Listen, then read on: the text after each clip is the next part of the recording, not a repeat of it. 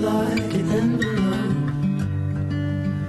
Hey everyone, I'm Lindsay Rodriguez. You're watching BPM, and joining me is the man of the hour, Matt Corby. Thank you so much for joining us on the channel. How are you? Yeah, good, thank you. So, exciting times for you right now. So who would you say has influenced and inspired you the most as an artist? Like, who do you give a lot of credit to?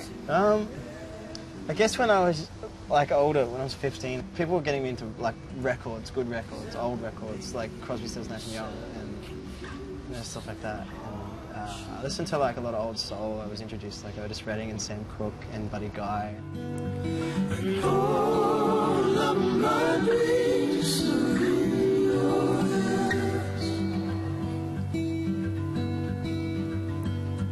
You hold all of my dreams and all my plans. So when you started out as a singer-songwriter, what were your sort of initial goals for what you wanted for your career, and then also how have they changed as you've grown and evolved within the industry?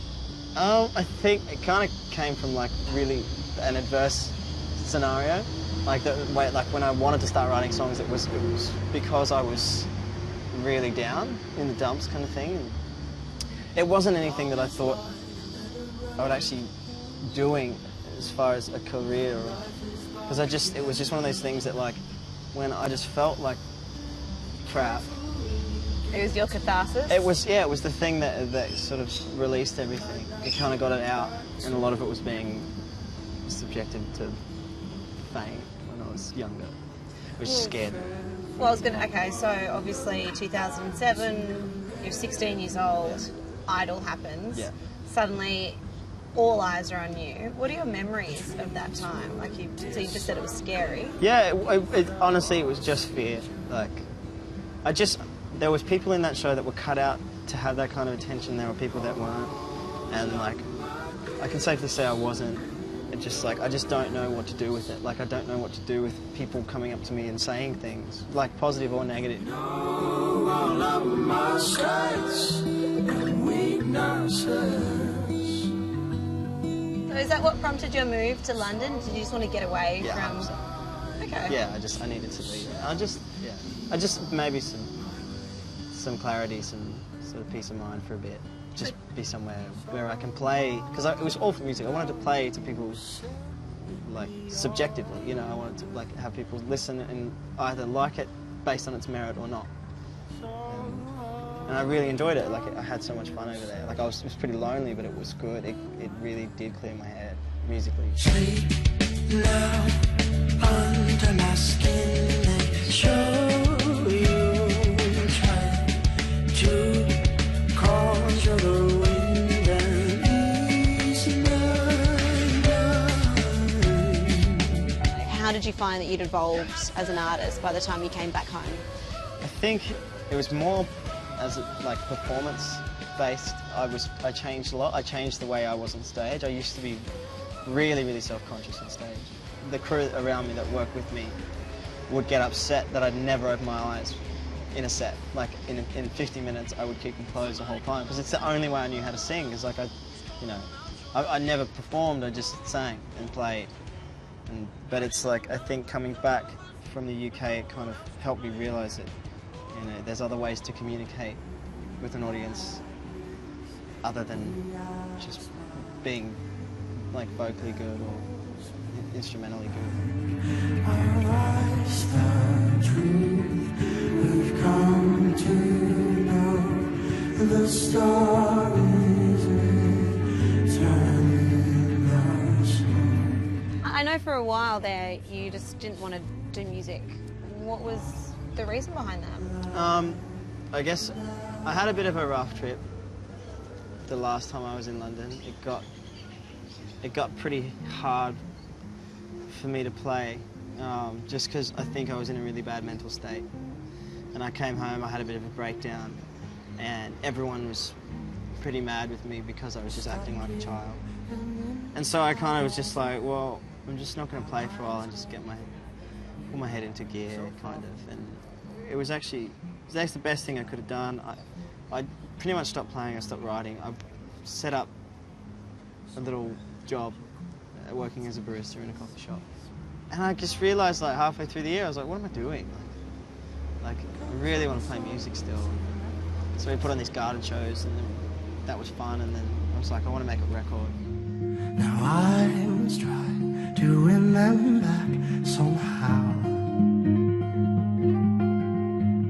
I've fallen hard and fallen short, but love's not a winner's game at all. I didn't really have songs that I wanted to put on a record, but I kind of like pulled things from everywhere and old songs, revamped them, and like I wrote Brother the week before we recorded it, just because, yeah, I was feeling pretty heavy about that whole scenario. It was a natural thing. It just was like, okay, it's time for me to do what I was supposed to do. Well, what I feel I was supposed to do for this point in time. Sleep now under my skin. Sure you try to conjure the wind and ease my mind.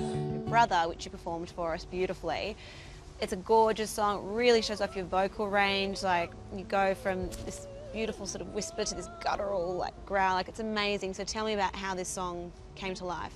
It's really personal stories. It's basically, I just acted like the biggest dick in the world to a really close friend, and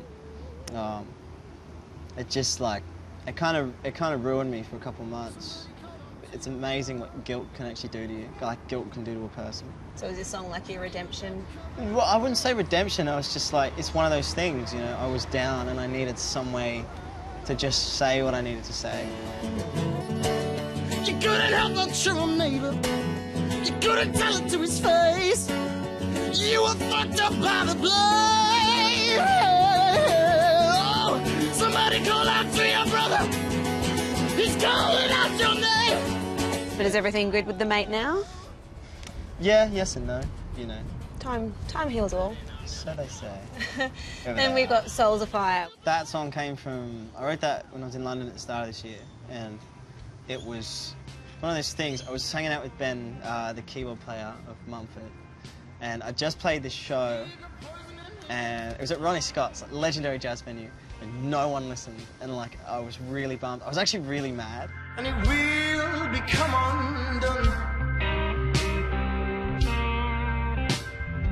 And I actually almost picked a fight with this banker, because like, he was one of the instigators of all this noise. And like, he didn't pay attention to any of my friends playing, he didn't pay attention to me, or I was just like really angry at this guy.